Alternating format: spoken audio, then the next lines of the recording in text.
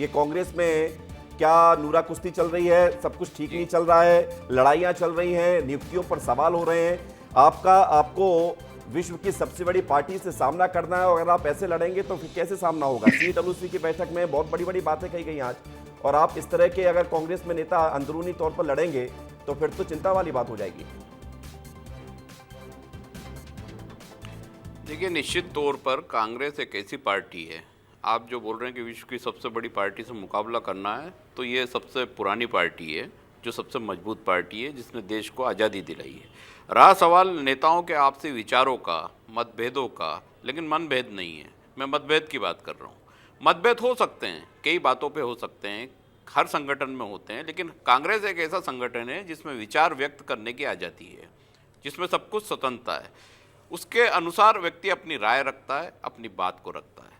लेकिन जिस विवाद की आप बात कर रहे हैं वो निश्चित तौर से दुर्भाग्यपूर्ण है कि किसी भी नेता को, कोई भी पद पे हो, उसको किसी भी बात को अगर रखना है तो पार्टी फोरम पे रखना चाहिए, मीडिया के माध्यम से या अन्य माध्यम से उसको प्रसारित करना और फिर उसको वापस इस तरह का पूरा प्रोपेगेंडा बनना, ये पार्टी के कार्यकर्ताओं के लिए दुर्भाग्यपूर्ण है। क्योंकि पार्टी के कार्यकर्ता जी जान से मेहनत करते हैं, लड़ते हैं भारतीय जनता पार्टी से, लगातार लड़ते हैं, और कई लोग ऐसे हैं कि इन्होंने पूरा जीवन व्यतीत कर दिया है। आप युवा की बात कर रहे हैं, स्थापित की बात कर रहे हैं। कांग्रेस में टैलेंट तो उसके पास होता है जो जनता के बीच पहुंचता है, जो जीत के आता है, जो संगठन की लड़ाई लड़ता है, जो संगठन को स्थापित करता है। तो वहाँ टैलेंट तो जिनमें है वो खुद स्थापित कर ही रहे हैं, कांग्रेस के लिए लगातार लड़ रहे हैं, उसको हमें ढूंढने की आवश्यकता भी नहीं पड़ना है। लेकिन ये निश्चित है कि युवाओं को लाने के लिए टैलेंट हंट होते हैं, उनके अपने अब राकेश जी, होते हैं। मैं आपकी तारीफ करूंगा इस बात पे, क्योंकि आप वो चीज समझ पा रहे हैं, वो मर्म समझ पा रहे हैं जो समझना चाहिए बतौर कांग्रेसी नेता। लेकिन मुझे समझ में नहीं आ रहा कि जो आप समझ रहे हैं वो कांग्रेस के आला कमान क्यों नहीं समझ रहे हैं। पार्टी फोरम में जो बात होनी चाहिए वो मीडिया में आकर सीधे इस्तीफे पर बात क्यों अटक जाती है? और एक टैलेंट हंट की आपने भी कहा कि टैलेंट खोजना है तो जो पार्टी में समर्पित कार्यकर्ता है उसको आप मौका दीजिए।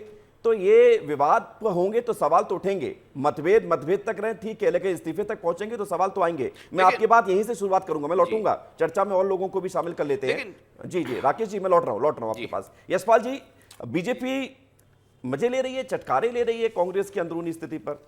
मतलब आप अपने विरोधियों को कमजोर होता हुआ देखकर खुश हो रहे हैं, या फिर आप ये सोच रहे हैं अच्छा है लड़ने दो, चुनाव में हमें ही फायदा होगा?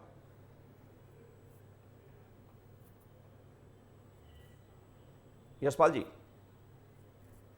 जी नेटवर्क का इशू है, यशपाल जी से संपर्क नहीं हो पा रहा है। लेकिन अंचल जी, समझना पड़ेगा इन सब चीजों को, क्योंकि मध्य प्रदेश की सियासत में अगर किसी भी बात को लेकर इस्तीफा दिया जाता है तो सवाल तो उठेंगे। इस पूरे प्रकरण में आप क्या देख पा रहे हैं? विवेक, देखिए, दो चीजें हैं। एक तो जो इस्तीफा उन्होंने दिया है उसमें दो चीज लिखी है कि मैंने 2 वर्ष एक अच्छे अध्यक्ष के साथ काम किया, ईमानदार, कर्मठ और सफल और सक्षम जो अध्यक्ष है उनके साथ काम किया, बहुत बढ़िया रहा।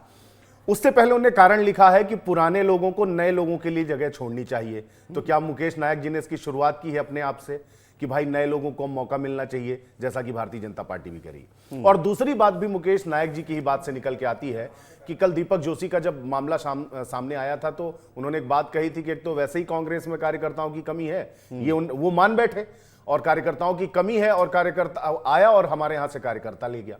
तो दो तरीके की बातें हैं। एक तो कांग्रेस के भीतर क्या चल रहा है उसकी नई शुरुआत करना चाह रहे हैं। ये बात तो तय है कि दुखी होकर, दुखी मन से उन्होंने इस्तीफा दिया है।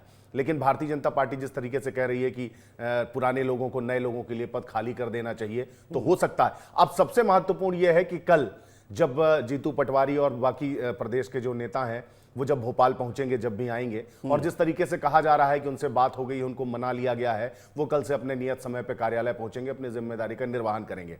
हालांकि इस्तीफा देने के बाद से अभी तक मुकेश नायक मीडिया के सामने नहीं आए हैं, किसी भी तरीके की कोई सफाई या टिप्पणी उसमें नहीं दी गई है। लेकिन अभी ये बात चर्चा में तो है ही, क्योंकि मुकेश नायक कोई ऐसे आदमी तो है नहीं कि कोई आम कार्यकर्ता है, छोटे कार्यकर्ता हैं, बड़े कार्यकर्ता हैं, विधायक रहे, मंत्री रहे और विद्वान आदमी हैं, और अब 2 वर्षों से बड़ी जिम्मेदारी संभाल रहे थे। तो कहीं ना कहीं ये कांग्रेस के लिए अच्छे संकेत तो नहीं थे। जी, मैं लौट रहा हूं और यशपाल जी, आज आप नेटवर्क जिससे हमसे जुड़े हुए हैं वो फ्रीज हो रहा है, बार बार कनेक्शन टूट रहा है। आवाज आ रही है आपको? जी, आवाज आ रही है। जी, मैं ये पूछ रहा हूं कि कांग्रेस के इस पूरे मामले पर बीजेपी बहुत आनंदित नजर आ रही है, ऐसा क्यों? नहीं, आनंदित नजर नहीं आ रही है विवेक जी। हमको तो आश्चर्य हो रहा है इस बात को लेकर के कि कांग्रेस अपने आप को आजादी के आंदोलन वाली कांग्रेस कहती है, 100-125 साल पुरानी कांग्रेस कहती है। और कांग्रेस में जिस प्रकार से हर दिन हर सप्ताह जिस प्रकार से त्याग पत्रों की जो ये जो छिछालेदारी हो रही है, हमको इस पर आश्चर्य हो रहा है। हमको इस बात का आश्चर्य हो रहा है कि घटना सिर्फ 26 दिसंबर की अभय तिवारी जी द्वारा, मुकेश नाइक जी के द्वारा जो आदेश क्रमांक MPCC 00182025 23 दिसंबर का उन्होंने जिस प्रकार से सक्षम एवं व्यवहारिक शक्ति के अभाव को मानते हुए निरस्त किया है। और देखिए, टैलेंट हट समिति के ये आपसी विवाद है जो पट्टेवाद को जन्म दे रही है, बात कर रही है, भाई भतीजावाद की बात कर रही है, अपनों की नियुक्तियों की बात कर रही है। और विवेक जी, मैं ये भी कहना चाहूंगा कि सवाल सिर्फ 26 और 27 तारीख का नहीं है। 16 दिसंबर और 18 दिसंबर को भी इसी प्रकार का एक वाकया हुआ है जब पूर्व विधायक रतलाम जिला कांग्रेस के अध्यक्ष हर्ष गहलोत ने अपने पद से 16 तारीख को इस्तीफा दिया। और यही जो संगठन प्रभारी है संजय कामले, इन्होंने 18 दिसंबर को उनका त्यागपत्र अस्वीकार कर दिया। सुबह त्यागपत्र देते हैं 10 बजे, 12 बजे त्यागपत्र अस्वीकार कर दिए जाते हैं। और मजेदार बात तो यह है विवेक जी कि विवेक जी, ये सारे घटनाक्रम अगर आप देखेंगे तो कांग्रेस के पास उनके नेताओं को प्रतिलिपि देने का भी ज्ञान नहीं है। वो कहीं नहीं बताते हैं कि प्रतिलिपि निर्देशानुसार फला फला प्रतिलिपि, इसको प्रदेश के प्रभारी को कोई सिखाएंगे क्या उनको प्रतिलिपि कैसे दी जाती है? अपनी पार्टी में शामिल करा के कह रहा हूं, अपनी पार्टी में शामिल करा के सिखाएंगे क्या उनको कैसे? नहीं, सिखाने का सवाल नहीं। इतनी पुरानी कांग्रेस की पार्टी को कौन सिखाएगा? ये कब सीखेंगे? ये किस प्रकार से? देखिए, आज अगर प्रदेश कांग्रेस की बैठक होती है, स्कैनिंग कमेटियों की बैठकें होती है, बैठकों के पहले नहीं, आज तो देखिए दिग्विजय सिंह ने भी तारीफ कर दी है आप लोगों के जो पूरा एक जो संघ है और जो सिस्टम है पूरा किसी को जिम्मेदारी देने के, उसकी तो आज दिग्विजय सिंह ने भी भूरी भूरी प्रशंसा की है। मैं उस सवाल पे भी आऊंगा आपके पास।